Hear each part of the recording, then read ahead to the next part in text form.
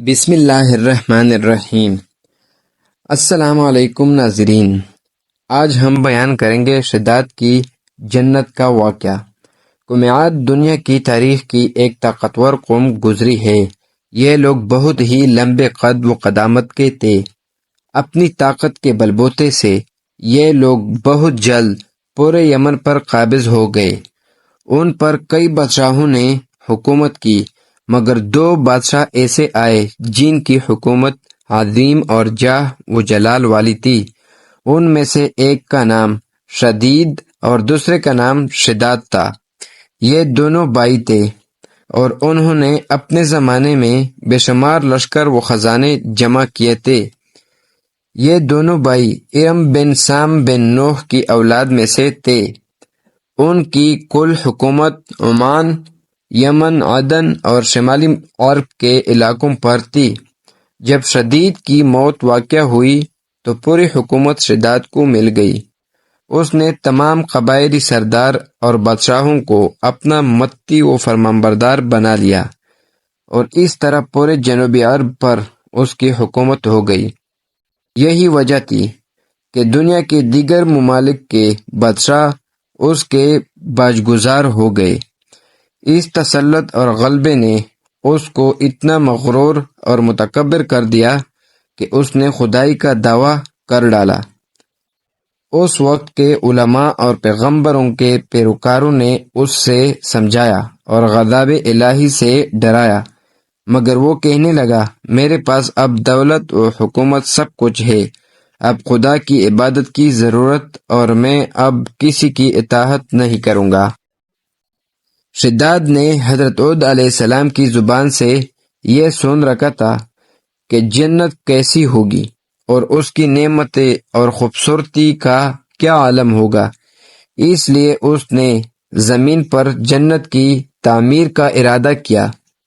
وہ کہتا تھا، مجھے اس جنت کی ضرورت نہیں جو خدا نے بنائی ہے، ایسی جنت تو میں خود دنیا میں ہی بناؤں گا۔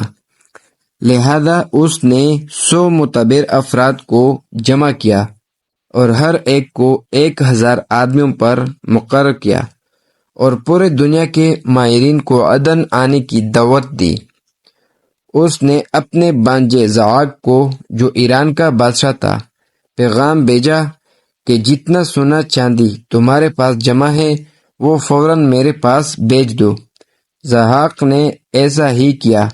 اس نے تمام حکمرانوں اور سرداروں کو یہ حکم دیا کہ سونے چاندی کے کانوں سے اینٹیں بنوا کر بھیجے، اور کوئی عدن کے متصل ایک مربع شہر جو 10 کوس چوڑا اور 10 کوس لمبا ہو بنانے کا حکم دیا۔ اس کی بنیادیں اتنی گہری کھدوائیں کہ پانی کے قریب پہنچا دے، پھر ان بنیادوں کو سنگ سلیمانی سے بھروا دیا۔ جب بنیادیں بھر کر زمین کے برابر ہو گئی تو اس پر سونے چاندی کی دیواریں چنوائی گئیں۔ ان دیواروں کی بلندی اس زمانے کے گز کے حساب سے 100 گز مقرر کی گئی۔ جب سورج نکلتا تو اس کی چمک سے دیواروں پر نگاہ نہیں ٹھہرتی تھی۔ یوں شہر کی 4 دیواری بنائی گئی۔ اس کے بعد 4 دیواری کے ایک اندر 1000 محل تعمیر کیے گئے۔ ہر محل 1000 ستونوں والا تھا، اور ہر ستون جواہرات سے جڑاؤ کیا ہوا تھا۔ پھر شہر کے درمیان میں ایک نہر بنوائی گئی، اور ہر محل میں اس نہر سے چھوٹی چھوٹی نہریں لے گئی۔ ہر محل میں حوض اور فوارے بنائے گئے۔ ان نہروں کی دیواریں اور فرش یاقوت، زمرد، مرجان اور نیلم سے سجا دی گئی۔ نہروں کے کناروں پر ایسے مصنوعی درخت بنائے گئے جن کی جڑیں سونے کی شاخیں اور پتے زمرد کے تھے۔ ان کے پھل موتی و یاقوت اور دوسرے جواہرات کے بنوا کر ان پر ٹانگ دیے گئے۔ شہر کی دکانوں اور دیواروں کو مشک و زعفران اور عنبر و گلاب سے، یاقوت و جواہرات کے خوبصورت پرندے چاندی کی اینٹوں پر بنوائے گئے، جن پر پہرے دار اپنی اپنی باری پر آ کر پہرے کے لیے بیٹھتے تھے۔ جب تعمیر مکمل ہو گئی، حکم دیا کہ سارے شہر میں ریشم کے قالین بچھا دیے جائیں، پھر نہروں میں سے کسی کے اندر میٹھا پانی، کسی میں شراب، کسی میں دودھ اور کسی میں شہد اور شربت جاری کر دیا گیا۔ روایتوں میں آتا ہے کہ اس جنت کو بنانے میں 300 سال لگے اور شداد کی عمر 9 سال کے قریب تھی۔ باغ کے مکمل ہونے کے بعد وہ اپنے لاؤ لشکر کے ساتھ متکبرانہ انداز میں شہر کی طرف روانہ ہوا۔ جب قریب پہنچا تو تمام شہر والے اس کے استقبال کے لیے شہر کے دروازے کے باہر آ گئے اور اس پر زر و جواہر نچاور کرنے لگے۔ ابھی اس نے گھوڑے کی رکاب سے ایک پاؤں نکال کر دروازے کی چوپٹ پر رکھا ہی تھا کہ ملک الموت نے اس کی روح قبض کر لی۔